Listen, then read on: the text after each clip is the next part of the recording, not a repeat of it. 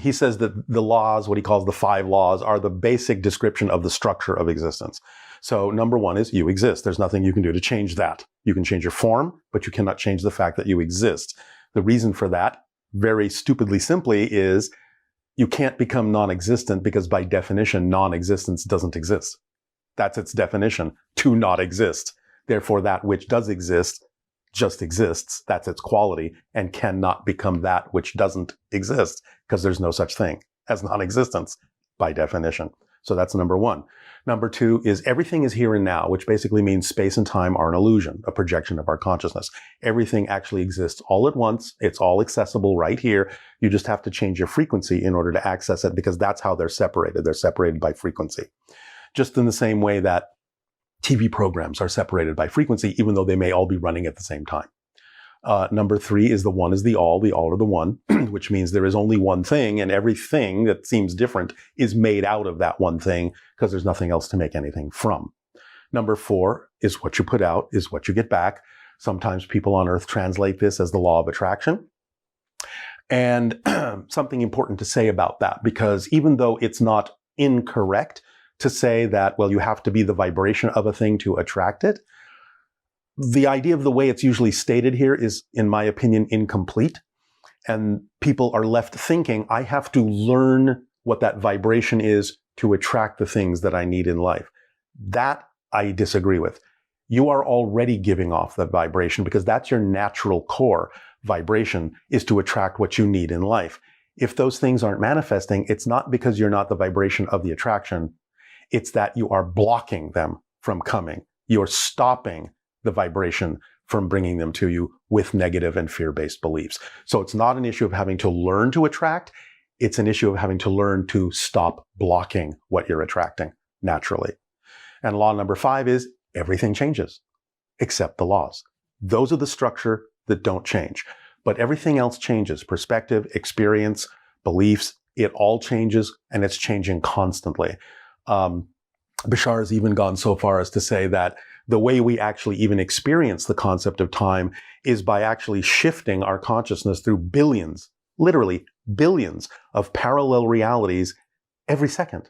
So we're constantly shifting like a projector light through a series of film frames to create the illusion of movement and change on our screen, our movie screen of reality. So if you understand that you're flickering through these billions of frames, then everything is changing constantly, and every single moment is a different frame. When you really start to wrap your mind around the fact that that's how reality is being generated by your consciousness, then you know that every moment you're actually going back to zero, and that this sense of continuity from the past to the present to the future is also part of the illusion. You can break your continuity by understanding that you're shifting all the time. So you don't have to learn to shift. You are learning to navigate what frames you're shifting through that are more and more representative of the frames and the realities you prefer. And do my feelings help me navigate that? Yes, because your feelings tell you what you believe to be true. And what you believe to be true creates the vibration that navigates you. And what about timelines then? What do timelines come into play? Timelines are kind of what I just described, but see, okay, it gets a little bit, we're going into fourth dimensional physics and higher physics here. When I describe the parallel realities as frames, each frame, like a frame on a film strip, has no movement in it, no awareness in it. To create that illusion, you have to go through several frames. That's a timeline. But each parallel reality is nothing but a frozen snapshot. We call timelines parallel realities. That's why it gets a little confusing, because we're looking at the entire experience over time and saying, well, that's a parallel reality. But the seed of the parallel reality is a frozen frame with no experience in it whatsoever, just like on a film strip. You just look at a frozen snapshot, you don't know what's going on. You have to see the next one and the next one and the next one to get a sense of story, to get a sense of movement, to get a sense of where that's going and where it came from. So that's what creates a timeline, is a series of parallel reality snapshots viewed through a perspective of continuity that connects them together. But in truth, the mechanism is telling us that every single moment is a new frame. And if you decide that you want a different frame in that moment, you are jumping to another film strip. And that means, strangely enough, that not only are you changing your present, you're changing your past. Because if you look at it from the space-time concept of continuity, if you change who you are as a person in the present, in a sense, you had to have had a different past to have become that person. That's the way it works in physical reality.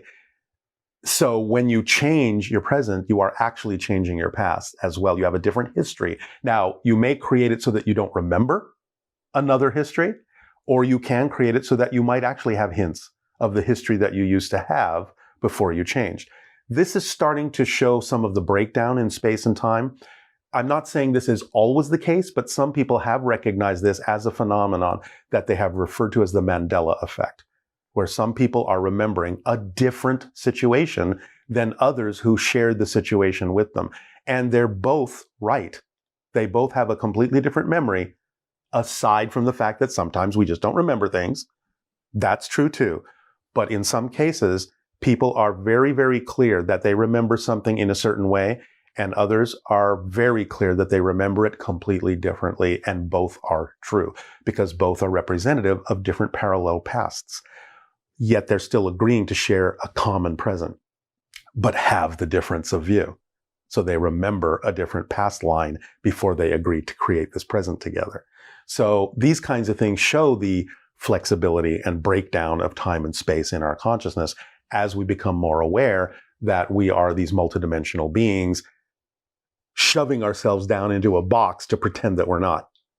But that box is now leaking.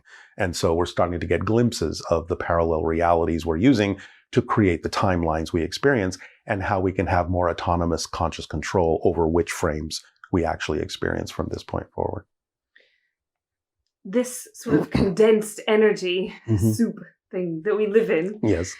Do you think that it is starting to burst open because we're on the sort of verge of the spiritual awakening? For those who are taking that path, yes. For those who are not, no. It'll still remain and probably become even denser, because you can have many choices. So we're going to still be able to see for a while that there are people choosing things that are not necessarily the realities we would choose. And that's okay. Just because you can see and observe them doesn't mean they affect you. Bashar's kind of used this analogy of saying, look, things are kind of splitting apart into different parallel tracks right now. And it's almost like there are glass walls in between the different realities. So you can still see what other people are choosing, but they can't reach you with their ideas. Their vibrations bounce off those glass walls back to them. Your vibrations bounce off the glass walls back to you. So even though you can look like you're sharing the same reality, you're not anymore. Things are actually physically starting to split apart and are being separated by vibration. As he explains it, in years to come, as you get farther and farther and farther away from people that are choosing realities that are vibrationally incompatible with what you're choosing, you will probably no longer experience them. Eventually, you will live in a world that is the world that you wished to live in, a different version of Earth that exists simultaneously with their version of Earth. But the choices they make determine the Earth they experience, and the choices you make determine the Earth you experience. Because they're all existing at the same time. And you're starting to go this way, and they're starting to go that way, and someone else is starting to go that way, and that way, and that way. Different Earths, different experiences. So cool how it works. And I really understand it the way that it's broken down like this. Yeah. I'm so grateful for that. Sure. This idea of a participatory universe and the creational aspects of emotion and how we create our own realities. Is it true that our inner worlds are always reflected in our outer worlds? Absolutely. Now, you may not always recognize the reflection because of other beliefs you have, or filters or denials or what have you, or just not a need to necessarily see it that way.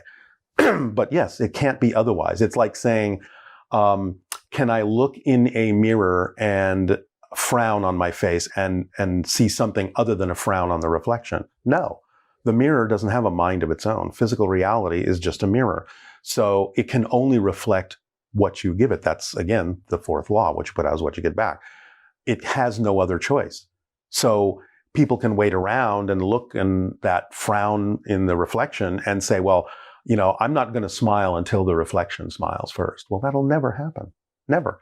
But when you smile, the mirror has no choice but to smile back because it doesn't have a mind of its own. It's just reflecting what you're doing. Now, sometimes we'll test ourselves. We may not immediately see the smile reflected. If we're making it conditional, like I'll smile if the reflection smiles back, then again, the reflection will never smile back because you're making it conditional. So people will often test themselves and say, all right, I've changed. And they're waiting around and waiting around and waiting around for something outside to change. And they're saying, oh, well, this doesn't work. Something must be wrong. That's not the way you change.